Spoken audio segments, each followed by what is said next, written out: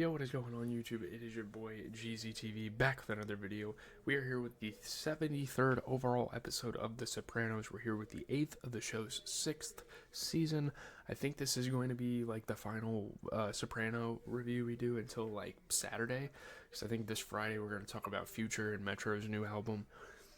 And obviously like tomorrow we have... On Wednesdays and Thursdays, we do movie reviews. We're going to do Green Room from 2015, and I don't remember what the other one is called. I'll have to look at my scratch it. But, a couple new characters, and some interesting things that happened up here. Tony kind of reverting back to his old ways, already kind of getting back into the swing of things. So we're just going to have a massive discussion. I'm going to get these clips together. Sorry for the background noise. My roommates are in the room, and I gotta get going because in like an hour or so I'm gonna be meeting with this group for one of my projects. So so getting into what happened in this episode. So AJ spends most of his time hanging out in New York nightclubs. We're kind of like learning about him as he's getting older, as he's maturing. He's like going to nightclubs, partying, living that like teenage lifestyle. I mean, we all know how that goes. I didn't really partake in that necessarily through my teenage years, but yeah, you kind of understand it too. So to finance his lifestyle, AJ sells the drum kit Tony gave him, and that seems kind of personal. You know, that's a gift from his dad, you know, who works really hard for this family. As illegitimate, as corrupt, as fucked up as his business might be, he still does stuff for the family. So the money is used to pay a huge tab he racks up trying to seduce a girl at a club owned by an associate of his father's. This guy knows his father, so every time he kind of comes in the club, they give him their best.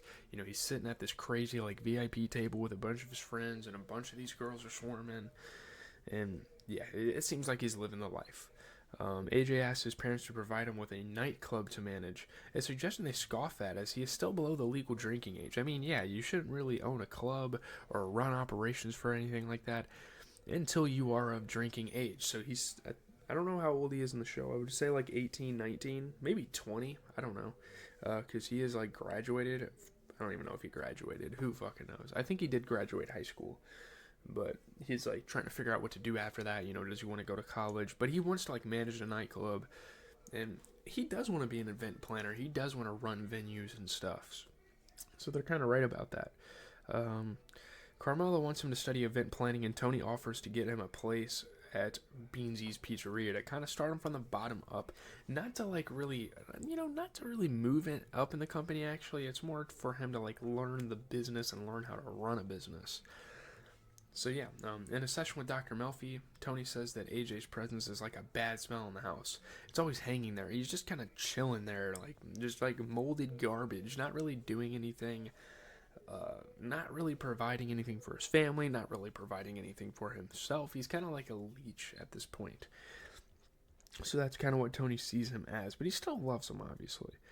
But one evening, after slumping at home literally all day, he doesn't get going with his day till like 4 o'clock. AJ takes a knife and goes to see Junior in the mental hospital. He plans to get vengeance for his dad because, they've decided so far not to take action. Probably a good thing because this guy is literally mentally ill, and that's not really anything to justify what he did, but still gotta take that into account.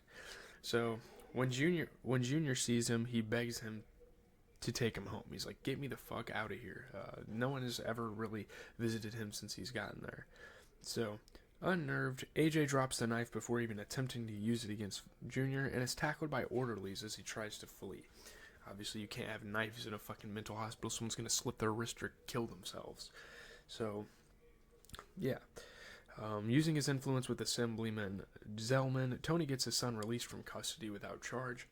He's pretty fucking furious, like, he understands what his son was trying to do, and he's trying to kind of find sympathy with his decisions. Because bad parenting is just yelling at the kid the whole time and not telling what he did wrong, what's wrong with what he did. But, yeah, Tony wants to be a good parent, so he decides, try to find understanding. Like, I understand you want this to, like, he hurt me, I get that, but why is there always fucking hair sticking up on my head? But Tony is furious, but AJ tearfully tells him that he was trying to avenge Tony like Michael Corleone in The Godfather. And I mean, Tony just kind of realizes how much of an influence he's had on AJ. During AJ's next night out clubbing, an acquaintance asks him to get Tony to help him in a dispute with his landlord. AJ retreats to the restroom where he has a panic attack, and he's kind of realizing that these people around him aren't actually his friends. They're really just using him to get to his father and get opportunities.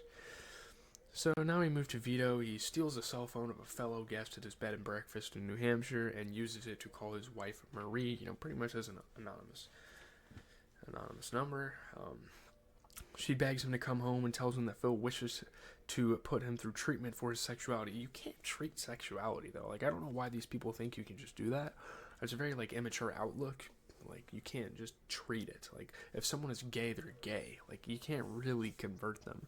You can convert someone from straight to being gay, maybe. Someone over time can develop feelings like that.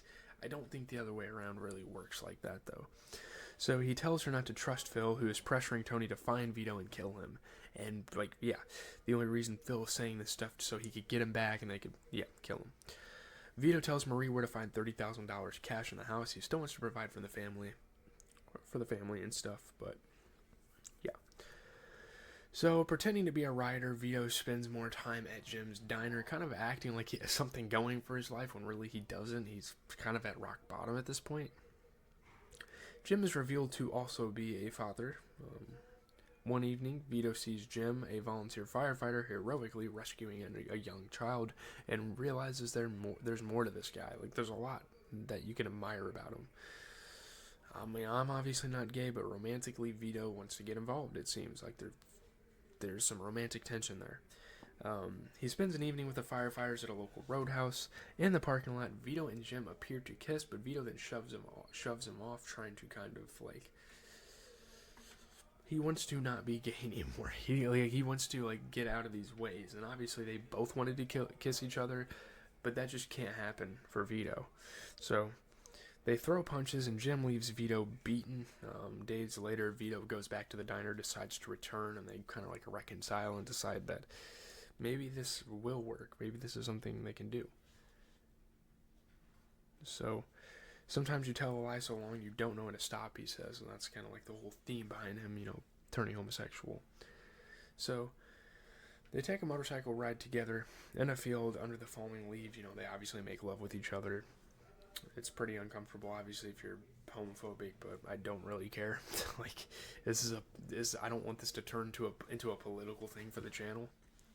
But Tony manages to have sex with Carmela for the first time since his injury, but he later finds out himself attracted to another woman, Juliana Skiff, a real estate agent who approaches him with an offer from Jamba Juice to buy a building he owns, rented to a long-established company, Caputo's Poultry.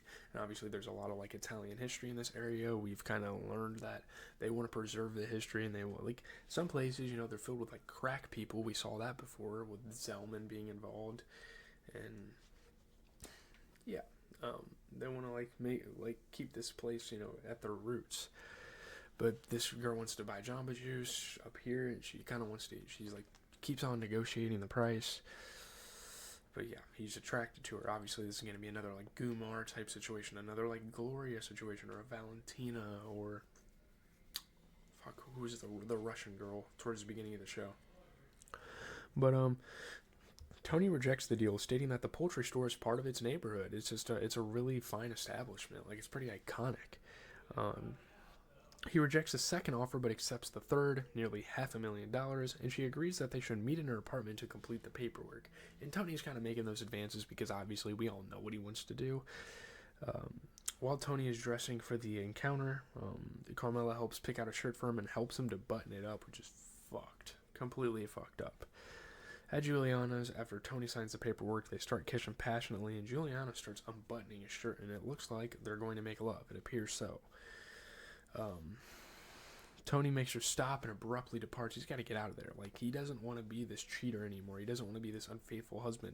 Him going through this whole medical event, being in a coma, has really made him think about life, really made him appreciate it, and that's so cool to see, Tony's character kind of develop into that. At home with Carmela, he lashes out, claiming he's angry because there's no smoked turkey in the fridge, and he's kind of projecting because he made a mistake himself. Bert and Patsy make collections in the neighborhood of Tony's property. They fail to extort money from the newly opened branch of a major coffee chain. Caputo fiercely tells him Tony has sold his store premises, what the fuck is happening to this neighborhood? Patsy says is like, holy shit, we're getting rid of every single piece of freaking Italian heritage there is. And I'm kind of rushing to get to the end of the video because I don't want this to be long as hell. But we meet a couple new characters. We get Juliana Skiff, who's a real estate agent with whom Tony almost has an affair. I mean, he technically kind of does. They kiss, you know. Obviously, Rhiannon is an ex-girlfriend of Hernan O'Brien, hanging out with AJ and others at the nightclub. So we're kind of meeting people on AJ's crew. You know, as he gets older, we're meeting characters that mean a little more to the show, and might mean a little more to the show as the season winds down. There's not that many episodes left. I don't really know how many there are, but yeah, we're boiling it down. I think we're going to be done with the show in about 2 weeks. So leave a like, comment, subscribe. It's your boy GZTV. Really dope. It's going to be interesting to see how AJ kind of develops and what he plans to do with his life. Yeah, my stomach is killing me, by the way. I got to get these clips together, get them out. I'm leaving in about 50 minutes for my class. So, yeah, I know the videos this week aren't really that high quality. I'm in a rush.